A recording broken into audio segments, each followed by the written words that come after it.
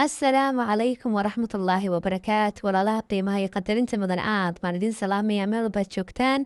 rabbi subxaana wa tacaala ha idin xifdiyo ramadaan mubaarak ilaahi subxaana wa tacaala acmaasha saalixa inaga aqbalo caafimaad qab iyo nabadgelyana ha inoogu dhameeyo inta inoo hadhay allaahuma aamiin maanta keegaa quruxda badan ee fudud maasha allah tabaarakallah ku haboon soonka baada taraawiixdana balan isla soo tijaabina insha allah saam sameeyena isla aragno biskud baan soo qaatay biskudkaasi kareem iyo waxba male waa biskudka shaaha caanaha soo dhexgeliyay waan kusoo qooyey kadibna bleedka waan soo dhigdhigay kareemkii baan u diyaarinayaa 3 koob oo biyo baan soo qaatay 6 malgacadood oo caano boodhaa baan kusoo darayaa galaaskiiba 2 malgacadood qiyaastii kareem karamel ayaan soo qaatay isagana 3 bogos waa kusoo darayaa kadibna waan isku soo walaaqayaa intaana dabka saarin ayaan si fiican isku dhexgelinayaa iskugu sii walaaqayaa kadibna dabka ayaan soo saarayaa intaa kadib markuu soo karkare waan kasoo qaaday galaaskaaga duu caagyahay cabaaru kaadi intuu yaro qaboobayo buskud baan kusoo daray tila ahaan qiyaasahaan la 13 xabo kadibna waxaa kusoo daray qishta kareemkaasaan kusoo daraya cad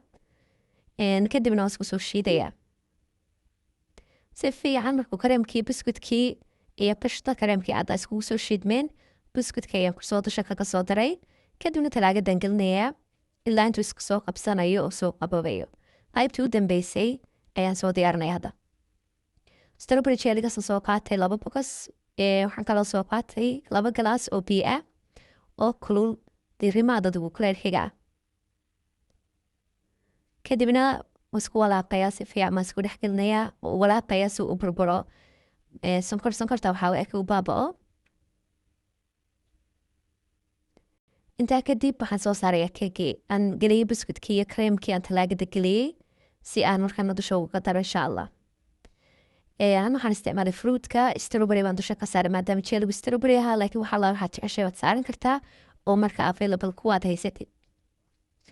kadib waxaan ku daray jelly baan dusha kaga daraya maasha allah tabaaraka raxmaan intaa kadibna talaagada ayaan gelinayaa si uu isku soo qabsado haddaad sii gelisid saacado badan kasii fiican haddaa ilaa 4 saacad u daysidna okay weyaan aad buu fiican tahay maasha allah tabaarakallah taas kusoo baxay quruxda badan aan laga sheekeyn karayn waxaan rajeynaya laintaad adila soo gaadheen inaad ka bogateen videoga allahuma baarik saasuu kusoo baxay iskugu soo dhigay allahuma salli wasalam calaa nabiyina maxamed